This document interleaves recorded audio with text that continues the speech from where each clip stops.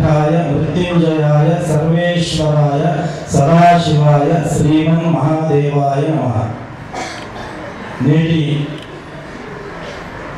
మరికల్లో నిర్వహిస్తున్నటువంటి లక్ష బిల్వార్చన సాక్షాత్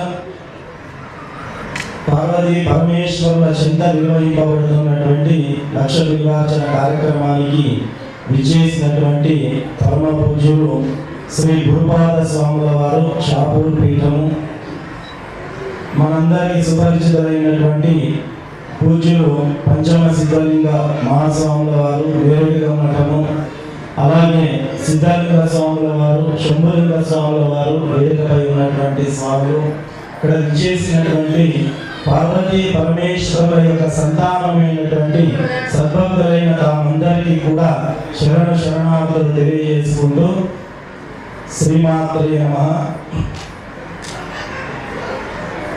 మనం ఏ కార్యక్రమం చేసినప్పటికీ కూడా మన ఆధ్యాత్మిక ధార్మిక మార్గదర్శనము మనకి ఏం తెలియజేస్తుంది అంటే దాని ద్వారా మన జీవితంలో మార్పు రావాలి అనేటటువంటిదే మన వేదాలు, పురాణాలు, ఇతిహాస ఉపనిషత్తుల సారాంశము. మనం చేస్తున్నటువంటి ఆధ్యాత్మిక ధార్మిక కార్యక్రమాల యొక్క లక్ష్యం కూడా అదే. మనం ఏ ఒక ధార్మిక కార్యక్రమాన్ని చేపట్టినప్పటికీ దాని ద్వారా ఎంతో కొంత మన జీవితాల్లో మార్పు అనేటటువంటిది రావాలి.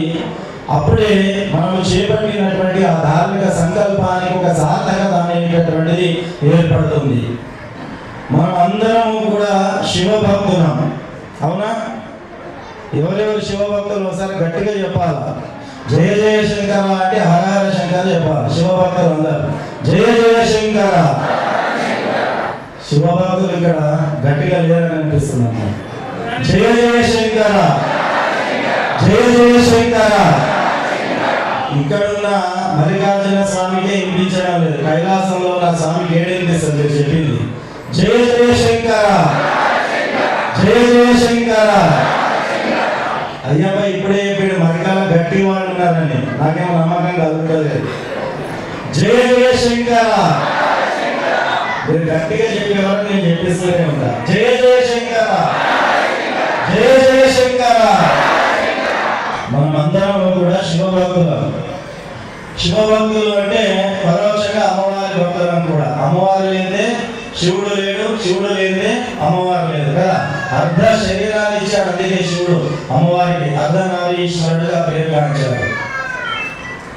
మరి ఈ రోజు మనం ఈ బిల్వార్చన కార్యక్రమం ఏదైతే చేస్తున్నామో శివభక్తులం అందరము కూడా ఇక్కడ మనం ఏమి నేర్చుకుని వెళ్ళాలి ఈ రోజు అనేటటువంటిది అందరూ కూడా శ్రద్ధగా వినాలి. మనమందరం కూడా శివభక్తులం. మనది ఏ పరివారము? ఏ పరివారం? మనందరిది శివ పరివారం. గట్టిగా చెప్పాలి. ఏ పరివారము? శివ పరివారం. మనందరికి టాటా ఫ్యామిలీ తెలుసు, బిర్లా ఫ్యామిలీ తెలుసు, కానీ శివ ఫ్యామిలీ తెలియదు కదా. మనందరి పరివారం ఏది? శివ పరివారము. మరి శివ పరివారం ఎట్లా ఉండాలి అంటే శివ పరివారాన్ని చూసి మనం తెలుసుకోవాలి. శివ పరివారంలో ఎవరెవరు ఉన్నారు? ఈశ్వరుడు ఉన్నాడు, ఈశ్వరుడితో పాటు పార్వతీ అమ్మవారు, తర్వాత గణేశుడు, తర్వాత కుమారస్వామి, ఇంకా నందీశ్వరుడు, ఇంకా వీరభద్రుడు, ఇంకా వాళ్ళని మోసే వాళ్ళని మర్చిపోతుంది కదా మీరు. ఎవరెవరు ఉన్నారు? నందీశ్వరుడితో పాటు అమ్మవారి వాహనం ఉన్నది, ఉందా? గణపతి వాహనం ఉన్నదా? ఏది గణపతి వాహనం? ఎలుక. కుమారస్వామి వాహనం ఏంది? నెమలి. అమ్మవారి వాహనం ఏంది? సింహము, పులి కదా. స్వామివారి యొక్క వాహనము నందీశ్వరుడు. ఇవన్నీ కలిపితే మళ్ళీ శివుడి యొక్క మెడలో ఏముంటుంది? ఏముంటుంది? నాగదేవత, నాగేశ్వరుడు ఉంటాడు. ఇవన్నీ కలిపితే ఏదది? శివ పరివారము. మరి శివ పరివారాన్ని చూసి మనమే నేర్చుకోవాలి. ఏం నేర్చుకోవాలి అంటే విశాల తత్వాన్ని, సౌహృదమైనటువంటి సంస్కారాన్ని మనం నేర్చుకోవాలి. శివ పరివారంలో శివుడి మెడలో నాగుపాము ఉంటుంది, కానీ కుమారస్వామి యొక్క వాహనం ఏముంది అక్కడ? నెమలి. నెమలికి నాగుపాము కలిసి కలుస్తుందా? రెండు కూడా పరస్పర శత్రుత్వాన్ని కలిగినటువంటివి. కానీ నెమలికి నాగుపాము ఒకదానికొకటి పడిరాదు. కానీ శివ పరివారంలో ఎలా ఉన్నాయి? కలిసి ఉన్నాయి. పోట్లాడుకుంటున్నాయా? కలిసి ఉన్నాయా? కలిసి ఉన్నాయి. మరి అదే శివుడి యొక్క మెడలో ఉన్నటువంటి నాగుపాము, విఘ్నేశ్వరుడి యొక్క వాహనం ఏమిటి? ఎలుక. నాగుపాము ఎలుకను చూస్తే ఊపుకుంటుందా? గటుగా మింగేస్తుంది. అవునా? మరి నాగుపాము ఎలుకకు కూడా పరస్పర శత్రుత్వం కలిగి ఉన్నది. కానీ శివ పరివారంలో ఆ శత్రుత్వం మనకు కనిపిస్తుందా? రెండింటి మధ్య కనిపించడం లేదు. స్వామివారి యొక్క మెడలో ఉన్నటువంటి నాగుపాము పక్కన నెమలి.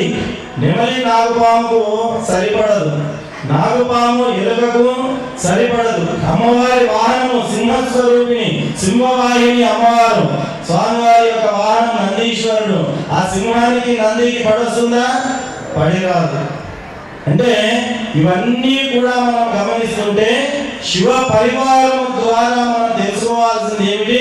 పరస్పర వైషమ్యాలన్నిటినీ కూడా మరిచిపోయి సౌహృదమైనటువంటి నిర్మలమైనటువంటి మనస్సుతో ఎవరైతే కలిసి ఉంటారో, నిష్కల్మషమైనటువంటి నిర్మలమైనటువంటి మనస్సును, శ్రద్ధను, భక్తిని కలిగి ఉంటారో వారికే శివపార్వతుల యొక్క అనుగ్రహం లభిస్తుంది. మనసులో కల్మషాన్ని నింపుకున్నాం అనుకోండి, శివపార్వతుల యొక్క అనుగ్రహం కలగదు. మనసులో కల్మషము, శత్రుత్వం ఉంది అంటే శివ పరివారంలో సభ్యులం అవుతామా? మనము అవడానికి వీలు లేదు. కాబట్టి శివ పరివారంలో మనం సభ్యులం కావాలి అంటే ప్రేమ భావనను పెంచుకోవాలి, శత్రుత్వ భావనను విడనాడాలి, నిర్మలమైనటువంటి మనస్సును కలిగి ఉండాలి, అనన్యమైనటువంటి అచంచలమైనటువంటి భక్తిని మనం కలిగి ఉండాలి. అంతేకాదు ఆ యొక్క సాగర మథనం జరిగినప్పుడు విషం వస్తుంది. ఆ విషం వస్తే ఆ విషం మింగడానికి ఎవరు సిద్ధపడలే. బ్రహ్మ విష్ణువులు కూడా అందరు దేవతలు అందరికీ చెప్పారు ఏమని? అయ్యా, ఈ యొక్క కష్టం నుంచి కాపాడేటటువంటి ఈ చతుర్దశ భువనాలలో ఉన్న ఏకైక వ్యక్తి పరమేశ్వరుడు. ఈ సృష్టి నాశనం కాకూడదంటే ఈ విషయం బయటికి వెళ్ళకూడదు, లోపలికి వెళ్ళాలి.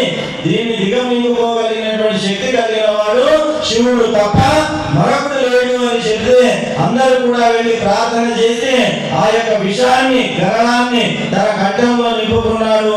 విషం నీలి రంగులో ఉంటుంది కదా, ఆ విషం తాగి తన కంఠం మొత్తం కూడా నీలిగా అయినందుకు ఆయనకి ఏం పేరు వచ్చింది?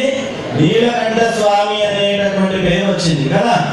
కాబట్టి దాని ద్వారా మనం తెలుసుకోవాల్సింది ఏమిటి అంటే మన సంసారం అన్నాక ఎన్నో కష్టాలు ఉంటాయి, నష్టాలు ఉంటాయి, దుఃఖాలు ఉంటాయి, సమస్యలు ఉంటాయి. వాటన్నిటిని కూడా దిగమింగి ఎవరైతే ముందుకు అడుగు వేస్తారో వారికి ఆ పరమేశ్వరుడి యొక్క అనుగ్రహం లభిస్తుంది అనేటటువంటి విషయాన్ని మనం అందరం కూడా తెలుసుకోవాలి. ఇంకా చెప్పాలి అంటే చాలా విషయాలు ఉన్నాయి. వేదిక పైన మహానుభావులు మాట్లాడాల్సినటువంటి వారు పెద్దలు చాలా మంది ఉన్నారు.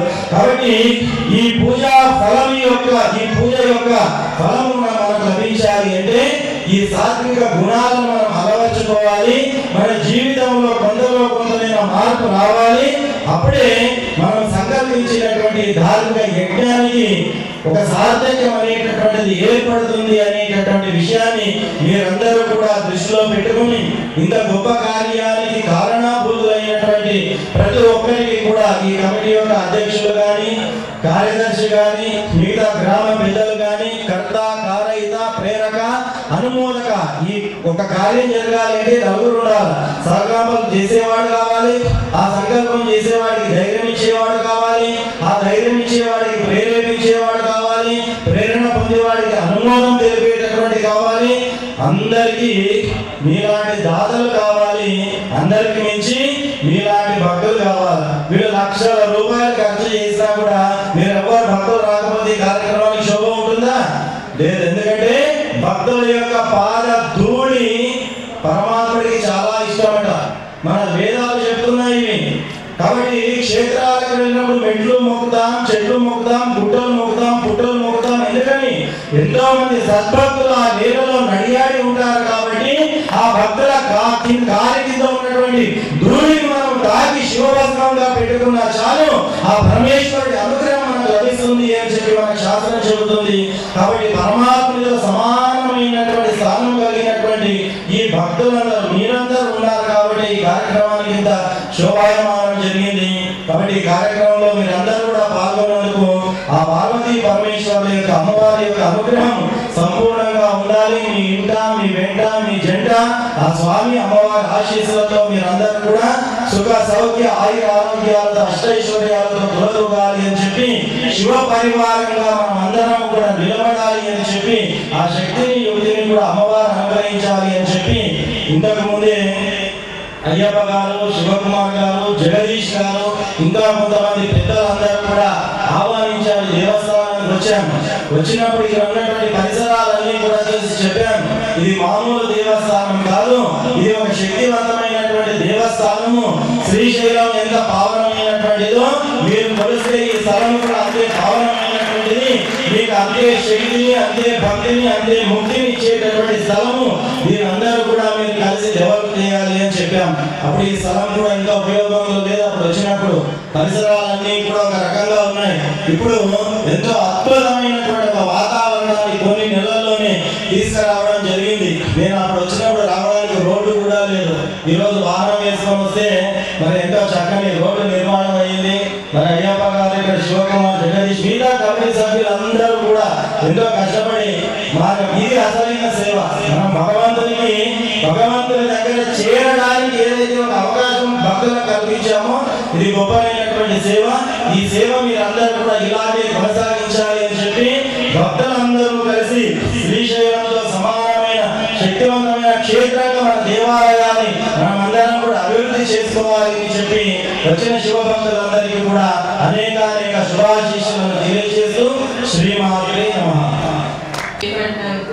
చాలా నన్ను ఇక్కడికి ఆహ్వానించినందుకు చాలా సంతోషం. అందరికీ కూడా ధన్యవాదాలు తెలుపుకుంటూ, నేను ప్రతిసారి వచ్చినప్పుడల్లా ఒకవేళ ముందుగా వేదిక మీద ఉన్న పీఠాధిపతులు అందరూ ఉన్నారు, మఠాధిపతులు అందరూ ఉన్నారు. ప్రతిసారి నాకు ఏదో ఒకటి చిన్నది నేర్పించడం అయితే గ్యారంటీ నేను నేర్చుకొని అయితే పోతాను. కాబట్టి చాలా సంతోషం. ఇలానే నేరేట్లా వెళ్ళినప్పుడు కూడా అప్పుడు కూడా స్వామి గారు ఏదో ఒకటి నేర్పించారు. అక్కడ శాంతానంద స్వామి గారికి అయితే నేను చెప్పిన నాకు ఇష్టం వచ్చినప్పుడు వచ్చిపోతాను అమ్మవారి దగ్గరికి. ఎందుకంటే నాకు చాలా ఇష్టమైన మఠం అని చెప్పవచ్చు. నేను ఇప్పుడు వరకు వెళ్ళిన మఠంలో నాకు అది చాలా ఇష్టమైన మఠం. ఎందుకంటే ఇప్పుడు చూసిన అమ్మవారు ఏదో ఒక సందర్భంగా నన్ను అక్కడికి రప్పించుకుంటారు. సో తప్పకుండా ఆ స్వామి వారు కానివ్వండి, మిగతా ముగ్గురు ఉన్న స్వామి వాళ్ళందరికీ కూడా నమస్కారాలు తెలియజేస్తూ, ఇక్కడ విచ్చేసిన ప్రతి ఒక్కరికి నమస్కారాలు తెలియజేస్తూ